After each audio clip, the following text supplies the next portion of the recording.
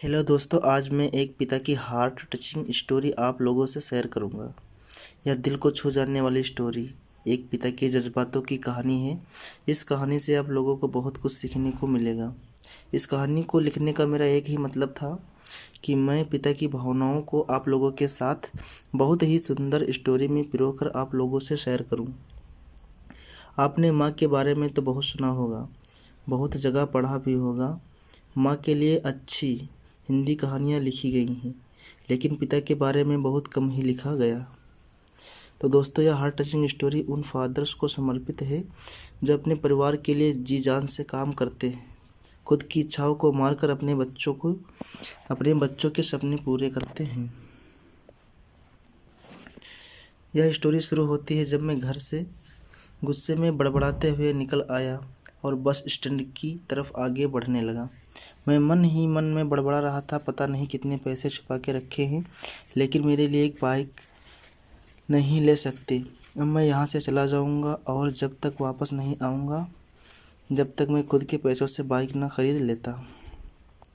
इतना सोच ही रहा था कि तभी मेरे पैर में कुछ चुभने लगा। एहसास हुआ, नीचे देखा तो समझ आया कि जल्दबाजी में पापा के जूते पहन आया हूँ। उन जूतों में कील उभरी हुई थी जो मेरे पैर में बार बार घाव किए जा रही थी, लेकिन उस समय गुस्सा अधिक था तो मैं बड़बड़ाते हुए आगे बढ़ गया। एकाएक मुझे याद आया कि मैं पापा का पर्स भी ले आया हूँ। मुझे खुराफाती दिमाग में एक ख्याल आया, क्यों न आज पापा का पर्स चेक किया जाए, जिसे आज तक उन्होंने किसी को हाथ तक नहीं लगाने दिया। पता नहीं कौन सा खजाना छुपा है इस पर्स में जो किसी को हाथ नहीं लगाने देते। जब मैंने पापा का वह पुराना पर्स खोलकर देखा तो उसमें पैसे तो नहीं मिले, लेकिन पैसों की जगह एक डायरी रखी हुई थी। तब मैंने सोचा, वो तो यहाँ खजाना छुपा रखा है। मैं समझ रहा था कि यहाँ पापा ने लिखा होगा कि किससे कितने पैसे लेने हैं और किसको कितने पैसे दिए हैं, लेकिन मैं गलत था। जब मैंने उस छोटी सी डायरी का पहला पेज खोलकर देखा तो वहाँ पर जो लिखा था वह थोड़ा सीरियस कर देने वाला था। डायरी में जो लिखा था उसे पढ़ने के बाद मेरे चेहरे पर जो इम्प्रेशन थे वह गायब हो चुके थे, क्योंकि डायरी में वैसा कुछ नहीं था जैसे मैं सोच रहा था। वहाँ पर उन पैसों का हिसाब लिखा हुआ था जो अलग अलग कामों के लिए अलग अलग लोगों से उधार लिए गए थे। उस लिस्ट में कंप्यूटर के नाम पर भी पैसे लिए गए थे। कुछ यूँ लिखा था, 50,000 बेटे के कंप्यूटर के लिए। वह यही कंप्यूटर था जिसे मैं आज तक यूज कर रहा हूँ, लेकिन मुझे यह पता नहीं था उस कंप्यूटर के खरीदने के लिए पैसे कहाँ से आए थे। लेकिन आज पता चल रहा था। मुझे आज भी याद है जब मैंने पहली बार कैमरे के लिए जिद की थी, जो मेरे पापा ने मुझे 2 हफ्ते बाद मेरे बर्थडे पर लाकर दिया था, जिसे देखकर मैं बहुत खुश हुआ था। और मुझे खुश देखकर मुझसे कहीं ज़्यादा अगर कोई खुश था तो वो थे पापा। आज मेरे चेहरे से गुस्सा एकदम गायब हो चुका था। जब मैंने आगे का पन्ना पलटा तो वहाँ कुछ इच्छाएं लिखी हुई थी। पहली जो 20-30 में जो लिखा हुआ था, अच्छे जूते पहनना। यह बात मेरी कुछ समझ नहीं आई। तभी मेरा पाँव अचानक सड़क पर भरे हुए पानी पर जा पड़ा और तभी मेरे पाँव में कुछ गीलेपन होने का एहसास हुआ। जब मैंने जूता उतार कर देखा तो उसका तला टूटा हुआ था। यह देखकर मुझे डायरी में लिखी बात याद आ गई। तभी मुझे माँ पापा की कई बातें भी याद आ रही थी कि कैसे माँ जब कहा करती थी पापा से, अब तो जूते पुराने हो गए, निकाल नए ले लीजिए, तो पापा अक्सर यह कहकर टाल दिया करते थे, जूते अभी और चलेंगे, अभी कुछ दिन पहले तो लिए थे। मुझे आज समझ आ रहा था कि कितने दिन और चलेंगे। साथ ही साथ वह भी समझ आ रहा था कि पापा पर्स क्यों छुपा कर रखते थे। तभी उस डायरी को पढ़ते हुए बस स्टैंड पर बड़ी बेंच पर आकर बैठ गया। अब उस डायरी का आखिरी पन्ना बचा हुआ था। उस पन्ने को जब मैंने पलट कर देखा तो वहाँ कल की डेट लिखी हुई थी। तारीख के नीचे लिखा हुआ था 50,000 रुपये बाइक के लिए। बस इतना पढ़ा, दिमाग सन्न रह गया।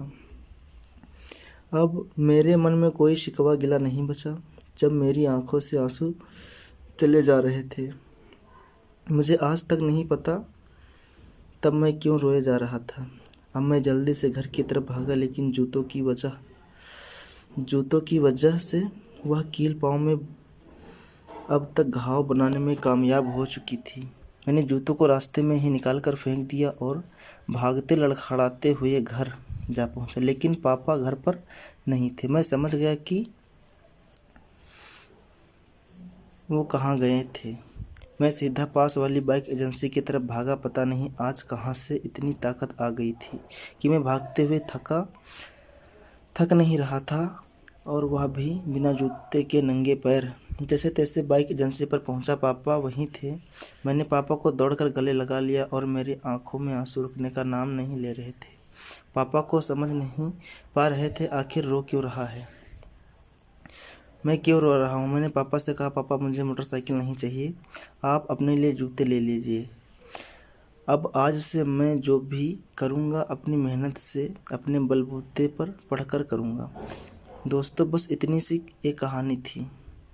यह हार्ट टचिंग स्टोरी लिखते हुए आज मेरी भी आंखें नम हुई हैं। मैं आज आपसे कहना चाहूँगा कि ठीक ऐसे ही होते हैं हमारे पिता। हम अक्सर देखते हैं कि हम अपनी माँ से हर बात शेयर करते हैं और माँ भी इसके बदले हमें बहुत प्यार देती है। लेकिन एक शख्स ऐसा भी होता है जो हमें छुपकर प्यार करता है। वह होते हैं हमारे पिता। यह परिवार में एकमात्र ऐसा व्यक्ति होता है जो अपने बच्चों से उन्हें बिना जताए छिपकर प्यार करता है, खुद की इच्छाओं को मारकर बच्चों के लिए अपने सपने देखता है और उनकी खुशी में ही खुश हो जाता है। मुझे नहीं पता कि आप अपने पेरेंट्स की इज्जत करते हो या नहीं, लेकिन अगर आपके पास पेरेंट हैं तो आप बहुत खुश नसीब हो, क्योंकि इस दुनिया में बहुत से लोगों को तो पेरेंट्स का प्यार भी नहीं मिलता। अंत में मैं यही कहना चाहूँगा कि माँ बाप की भावनाओं का सम्मान करें। यह हार्ट टचिंग स्टोरी लिखते हुए आज मेरी भी आंखें नम हुई हैं। मैं आज आपसे कहना चाहूँगा कि ठीक ऐसे ही होते हैं हमारे पिता।